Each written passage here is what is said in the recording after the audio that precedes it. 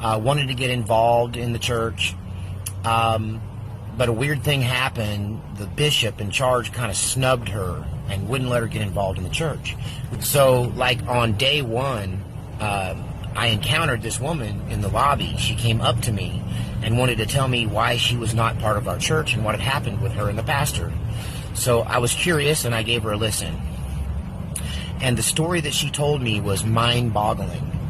It was beyond belief, and I could see totally why the pastor would think she was crazy.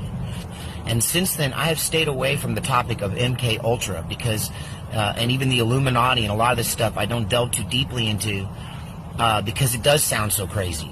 But let me just tell you, as best I can remember, the story this woman told me.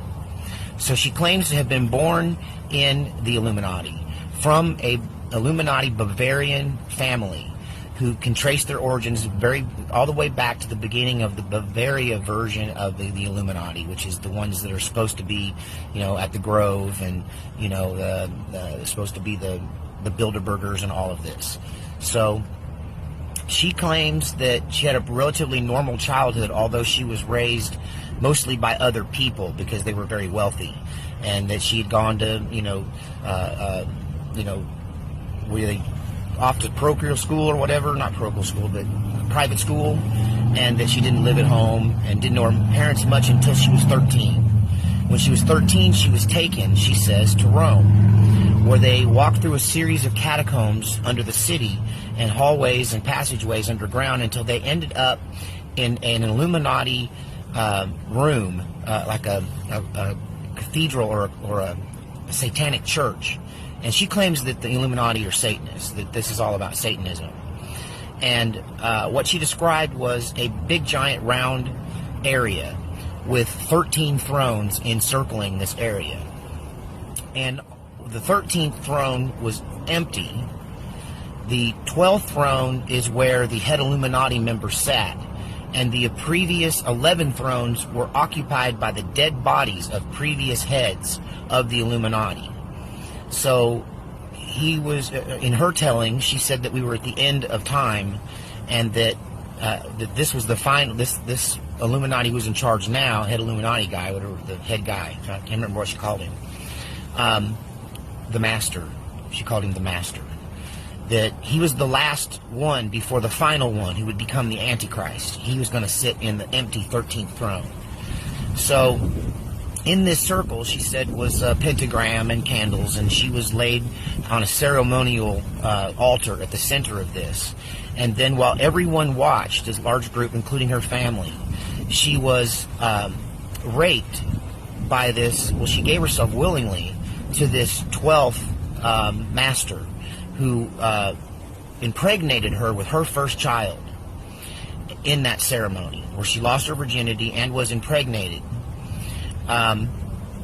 She said that she had just started her period a few months earlier, and that's why they took her there, and that when they took her there, she was fertile. So she was inseminated by this guy in this ceremony, and that her son was very special because she was the son of the master, or he was the son of the master, rather.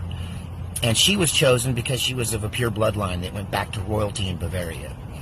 So, flash forward, she's given an arranged marriage to a slightly older man.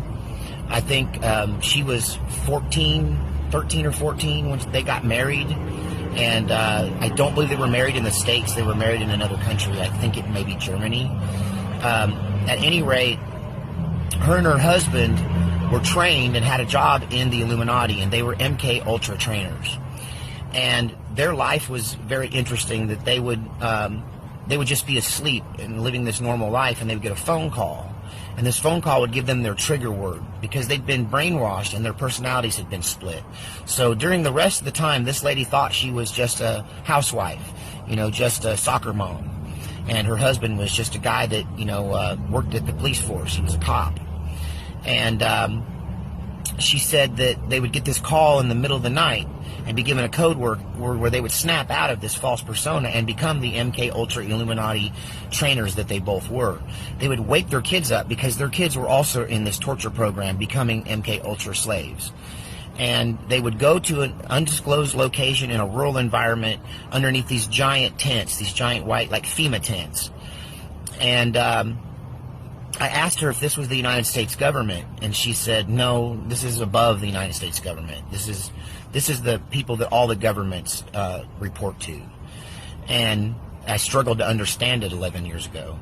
And so anyway, she says that they would then engage in torturing other candidates, and that they themselves didn't torture their own children, other people did it.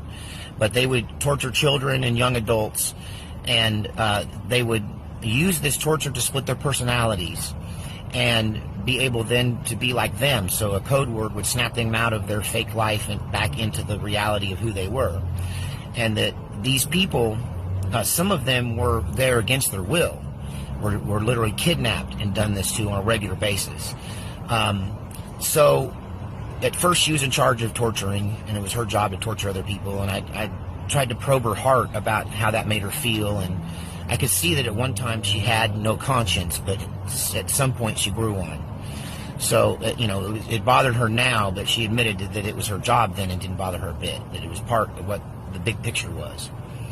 So they would train these people, and when they got them to where they could turn them on and off like that, then they would start giving them weapons training, martial arts training, firearms training, and eventually she was promoted out of torture into firearms training, and she claimed to be an expert firearms expert. And being a gun guy myself, I queried her during that 4 hours, and I believe that she was very well knowledgeable, even more knowledgeable than I am about military-grade weapons. She knew a lot about automatic weapons and the various forms they come in. So, at any rate, being a curious guy and being a little scared but from her story, I went straight to, okay, so what is the end game? Why are you training all these people? What do you intend to do with them? And she, in no uncertain terms, said, oh, they're going to overthrow every government on earth and create a one world government and take over. We've been planning it for hundreds of years. And it took a long time to build the infrastructure. And we've been training around the clock. Now, keep in mind, this was 11 years ago. She said, we've been training around the clock. She said, we may only train once or twice a month, but there's somebody training somewhere every night. And that there are thousands and thousands and thousands of MK Ultra mind control slaves who are trained assassins who live amongst ordinary people and are, in fact, completely unaware most of the time of who they really are until they're woken up. And that the way I said, well, how are they going to roll this out? The American people aren't going to stand for this. What about, the National Guard and the veterans? And she said, they have no idea what's coming for them. When we do this, it's going to happen so fast. And I said, well, tell me how it goes. And she said, okay, here's the plan. The plan is there will be some event or series of events that will create so much chaos in the world, so much that even the police, I said, what about the police? She said, the police will stay home. She said, it will be so bad that the police will say, I did not sign up for this, and they won't go. And the ones that do go will easily be taken out by our army. And I said, well, what's going to happen? I mean, are you going to be wearing American uniforms? Is this American military? And she goes, no. She says, in the middle of this chaos, in the middle of the fog of war, when everyone thinks everything's gone completely haywire, then suddenly you'll see these forces just emerge, all dressed in black, all dressed in SWAT gear. She said they will be driving, all look-alike black SUVs, and they will look and sound and act very official. And they will just simply claim that they are now in charge and everyone should do as they say. They will claim that they are part of a new government that has been established for the purpose of dealing with the said situation. And that the police would either work with them or be quickly eliminated if they didn't.